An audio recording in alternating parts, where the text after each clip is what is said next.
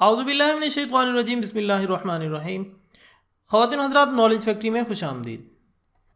ناظرین اکرام، پاکستان میں ٹیکسٹائل کے بعد دوسری بڑی صنعت پولٹری فارمنگ ہے، جس میں اب تک 300 ارب روپے سے زائد کی سرمایہ کاری سے تقریباً 28,000 سے زائد پولٹری فارم بن چکے ہیں اور تقریباً 23 لاکھ افراد کا براہ راست روزگار پولٹری انڈسٹری سے وابستہ ہے۔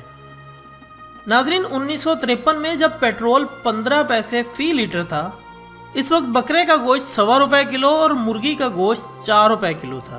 اس وقت مرغی کا گوشت کھانا امیروں کی شان سمجھی جاتی تھی۔ خواتین حضرات، اس میں کوئی دو رائے نہیں کہ پولٹری کی صنعت کسی بھی ملک کی معیشت میں اہم کردار ادا کرتی ہے، لیکن اس کے برعکس یہ اسی ملک کے لوگوں کی زندگیوں پر بہت سے منفی اثرات بھی مرتب کرتی ہے۔ مرغی کا گوشت یعنی چکن تو آج امیر غریب چھوٹے بڑے سب کی پسندیدہ غذا ہے، لیکن کیا آپ نے کبھی یہ سوچا ہے کہ آخر برائلر یعنی یہ فارمی مرغی کیسے تیار ہوتی ہے، اور خود کے پیروں پر کھڑی نہ ہو سکنے والی فارمی مرغی کا گوشت ہماری صحت کے لیے کس قدر فائدہ مند ہے؟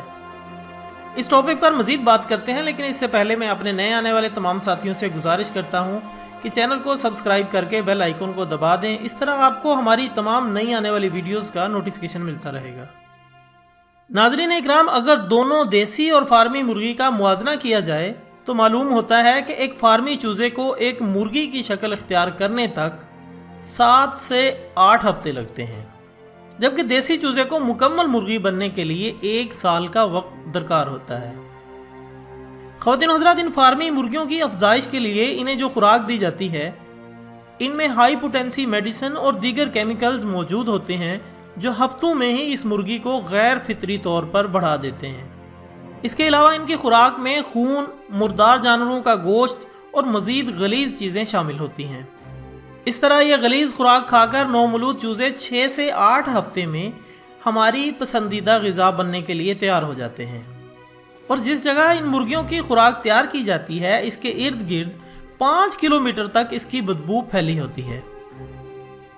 خواتین حضرات، جس طرح فوڈ سپلیمنٹ انسانی جسم کو موٹا کر دیتے ہیں، اسی طرح سٹیرائڈز فارمی مرغیوں کے جسم کو موٹا کر دیتے ہیں، جس کی وجہ سے مرغی ہمیں صحت مند نظر آتی ہے، جبکہ حقیقت میں وہ اپنے پیروں پر بھی کھڑی ہونے کے قابل نہیں ہوتی۔